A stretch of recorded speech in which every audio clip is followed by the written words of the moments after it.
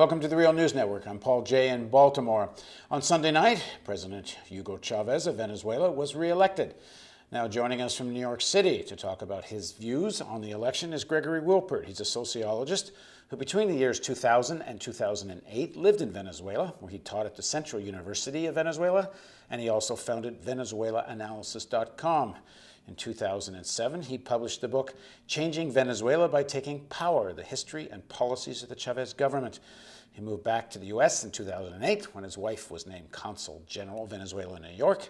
And since returning to the U.S., he's been adjunct professor of political science at Brooklyn College. Thanks very much for joining us, Greg. Hi, thanks for inviting me. So the polls had been showing Chavez ahead, and the polls more or less turned out to be correct. And he's now elected for a new term, a 6-year term, I believe. Let's talk a little bit about what the challenges facing Hugo Chavez are. What do you think are the main things he needs to accomplish over this next period? And to some extent, why hasn't he already accomplished some of these things? I think one of the main things that Chavez has to accomplish is to gain the trust of the youth. I'm not saying that he necessarily lost most of the youth. However, since he's been in office for 14 years, there's a significant proportion of the population, about 30% of the population, that basically grew up under his government and who have become frustrated with various problems and don't have the reference point that Chavez always talks about, which is the pre-Chavez era. And so these problems are problems such as crime and corruption and inefficiency in the public administration. Some of the main problems and issues that the youth have serious problems with, and they need to figure out, they want that addressed, obviously, in a way that that gives them a brighter future, really, and for whom this comparison to the past just doesn't have much impact. Right, and some of those youth were in the opposition. I mean, you see a lot of young people in these opposition protests. There were a fair number of university students that were in the opposition. I know a lot of them come from the sort of more elite classes, but not all. I mean, in the sense that some of them are the kids of professional families and working families in Caracas too. Caracas is fairly divided. When Chavez went to Cuba for his medical treatment, one of the times he came back, he did a kind of a self-criticism, where he said that some of his rhetoric against the opposition and against some of the middle-class opposition, he'd call them squalitos and things like this. He said that was probably a mistake. He shouldn't have labeled everyone under the same category. Has he changed that language, and has he changed, do you think there's evidence he's changing his approach to those other sections of the population? Well, he goes back and forth on that. Sometimes when he gets very frustrated with the opposition and becomes very strident, he falls back into this old language of insulting, basically, and of disqualifying the opposition. And then afterwards, he often apologizes and tries to, and for a while, manages to tone down his verbal rhetoric against the opposition. And that's, of course, also something that turns off many voters, I think. And Chavez knows this, which is why he tries to step on that and improve it. And the thing is that the people who, this youth that we're talking about, who grew up under the Chavez government, they actually, many of them benefited tremendously and were given social mobility through Chavez's policies. However, as they rise, so to speak, in the and as Venezuela becomes a less unequal country, their aspirations change, and their willingness to identify with Chavez and with his rhetoric of rich versus poor doesn't have as much of an impact on this rising youth, really, that was enabled, really, thanks to Chavez's mostly educational policies and other social policies. Now, we should put all this into context. We're kind of assuming everyone else has already followed the results of the election, but Chavez won this election by 10 points. And there's a massive turnout in the celebrations and in the pro-Chavez rallies of young people. So clearly he has a big support amongst youth. But you're talking about who's in that 45% that voted the other way, or young people who may not even be old enough to vote yet. but who have have questions about why the pace of progress has not been more swift. Yes. I mean, one of the things that I always find interesting when you look at polls that divide the voting preferences according to both age and according to social class, you see that Chavez has overwhelming support in the poorest sectors of the population, which make up about half of the population, which is they're usually referred to as the classes E and D, which are the poorest. But where he has one of the weakest supports, of obviously as you go up, it weakens. But the middle class section, it really drops off quite dramatically. That as soon as people become slightly better off, their support for Chavez drops. Well, just for let's define what you mean by middle class, because in the United States they use middle class as a way to say working class, but for some reason they don't want to use the word working class. When you're saying middle class, what are you talking about? Well, basically, I'm talking about people who live, something like double what Venezuela's poverty level would be, which is still quite poor because the poverty level is set very low. I mean, it's people who might still live in the barrios but have slightly better incomes. Who are, you could call them working class, perhaps, but they have studied a little bit at, a technical school or something like that, and yeah, I don't know. It's very difficult to describe, really, but there are people that have a job that have in the Venezuelan context, relatively decent pay. We're not talking about well higher paid professionals, and we're not talking about the poor. We're talking about what right. Working class people with working class jobs that pay okay. Exactly. Right, and you're saying there his support falls off, but one would think he should have support there. Exactly, but I think it's a very common phenomenon that this group of people that belong to that class aspire to something better and are much more willing to adopt the viewpoints and worldview of the class that's, so to speak, just above them, and therefore their rejection of Chavez is even stronger because they want to they come from that poor background and basically want to leave it and therefore reject everything that is associated with that background, and Chavez belongs to that.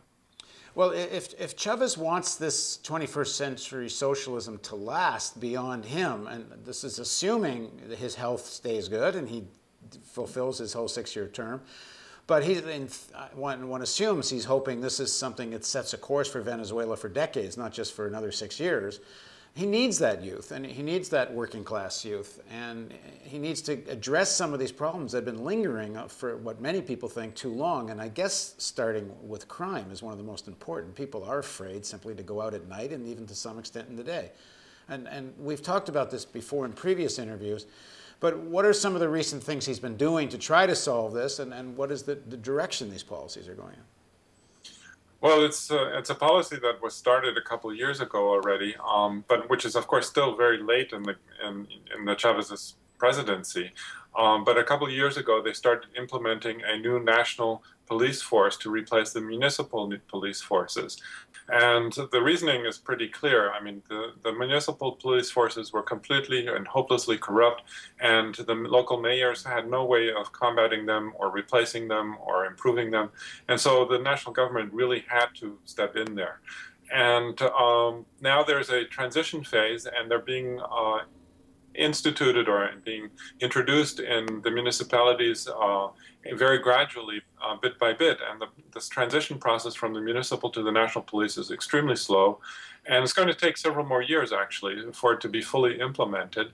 And in the meantime, you also have various transition problems where there's more uncertainty precisely because of the transition. Although once they're in place, actually crime has dropped in those municipalities quite dramatically. I mean, well, crime is still pretty high, but by 20% more or less on average, which is a pretty significant bit, but a lot remains to be done in that area. Right.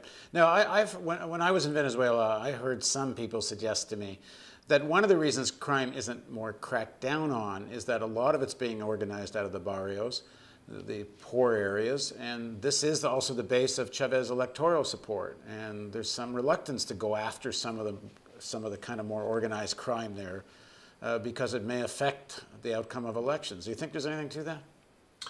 I'm not sure, because the the problem is, of course, obviously the high crime rate is affecting Chavez just as much, or probably a lot more, I think, than, especially since, even though he might count on the support from some of the people who are connected to crime, I really think that's exaggerated, and it's not that significant. Yeah, certainly the people that suffer most from the crime are actually people in the barrios. Yeah, and they're much more. The people who suffer from crime, the number of victims basically are far more larger than the people who perpetrate it. Right.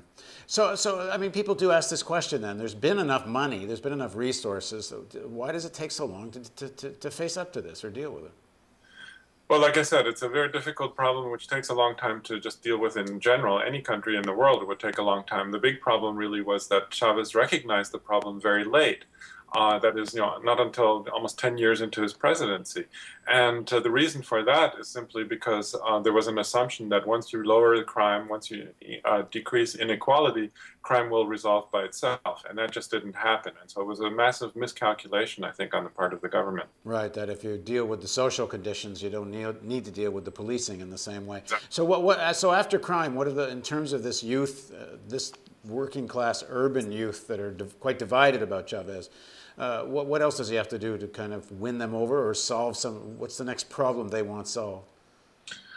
Well, I think it's also the quality of the education. I mean, one of the people are very grateful, I think, that many new educational programs have introduced and given tremendous amounts of opportunity to them.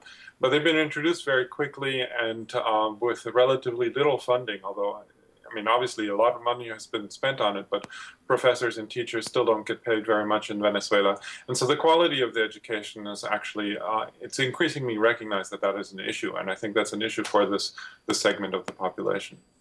And the other issue I heard when I was there is that there was a lot of support in the barrios for some of the on-site Cuban doctors that were doing like what GPs do.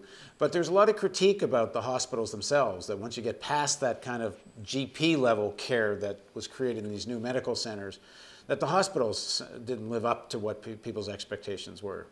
Yeah, that was, I think, a major issue actually a couple of years ago. In the meantime, almost all of the hospitals actually have been thoroughly renovated. I mean, there's still places that haven't been dealt with that still need to be fixed up, but I think a lot of investment has been made in that area, so that's not such a big issue anymore. So who else is in that 45% that voted against Chavez? And we know the really rich and elite sections on the whole were anti-Chavez, but that they don't make up the rest of that 45% that voted against him. No, I think there's also a segment of the people living in barrios who aren't young and who used to be Chavez supporters. As a matter of fact, there was a series of articles that I think dealt with the problem very badly, that is in the New York Times and in the Los Angeles Times. But it is an issue in the sense that there are people who used to support Chavez who aren't young but live in the barrios. And basically they've become disenchanted for a variety of reasons. And I think one of the main reasons is to see the persistence of corruption and clientelism in many of the social programs that do exist, and the inefficiencies.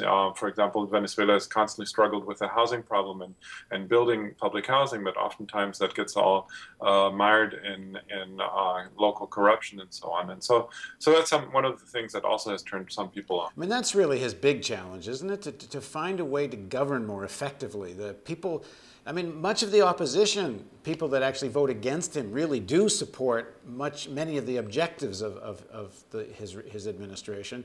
They're fed up with the ineffectiveness of some of the execution. Well, exactly. That's one of the reasons why Capriles, the opposition candidate, was running practically on the same platform as Chavez. He was promising to continue almost all of Chavez's policies. I mean, many people didn't buy that argument that that was what he was really going to do, but he had to do that because he realized, I mean, he's smart, and he realized that that was a major reason for Chavez's popularity. Okay, well, in the coming weeks and months, we're going to follow some of these big issues, like crime, like education and such, and see how this next term unfolds. And we're going to make Venezuela kind of a regular go-to story, and we'll be going back to Gregory, and we're also going to have some people go again to Venezuela, as we have in the last few weeks. And if you want to see more Venezuela stories, there's a donate button over here, because it's expensive to send people to Venezuela. Greg, thanks very much for joining us. Thanks again. And thank you for joining us on the Real News Network.